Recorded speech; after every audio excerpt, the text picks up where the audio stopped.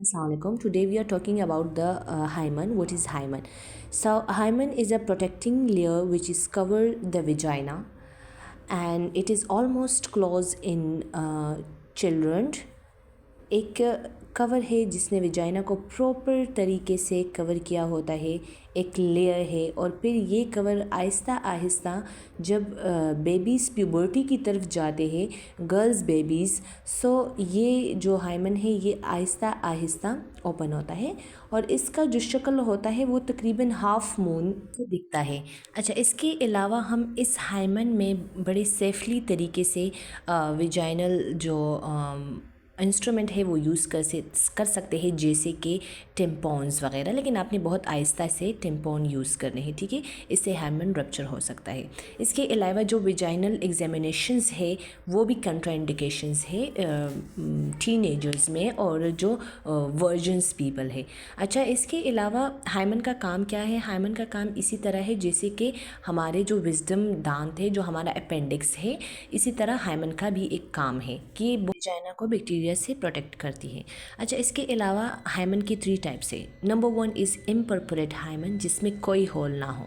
अच्छा, number 2 micro परपोरेट hymen, जिसमें एक होल हो। और फिर तीसरा जो है क्रिब्रिफॉर्म हाइमन, जिसमें बहुत सारे होल हो, मल्टीपल होल्स हो। एक सेप्टेड है जिसमें 2 होल हो।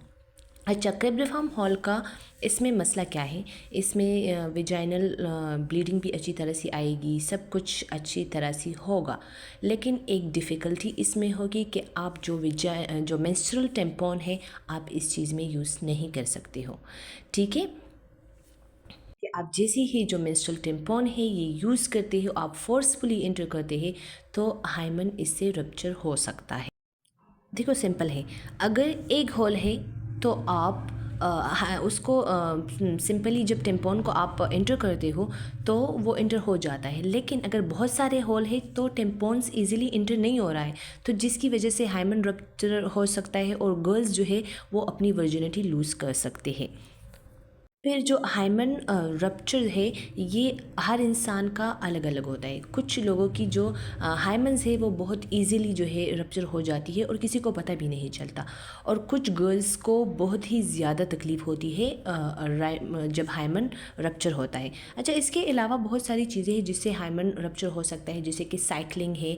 आप जब भी साइकिलिंग करते हो तो गर्ल्स का जो हाइमन है वो रप्चर हो सकता है। इसके अलावा हॉर्स बेकिंग राइडिंग है, ये भी हो सकता है। जिम्नास्टिक में जो गर्ल्स होती है उनका हाइमन भी रप्चर हो सकता है। अच्छा, इसके अलावा मास्टरबेशंस, ये वाली चीज़ आजकल की जनरेशन में बहुत पाई जाती है और इसकी वजह से भी हाइमन रप्चर हो सकता है। अच्छा, इसके अलावा बहुत सारे क्वेश्चन आ रहे हैं कि क्या हाइमन रिपेयर हो सकता है? सो हाँ, हो सकता है।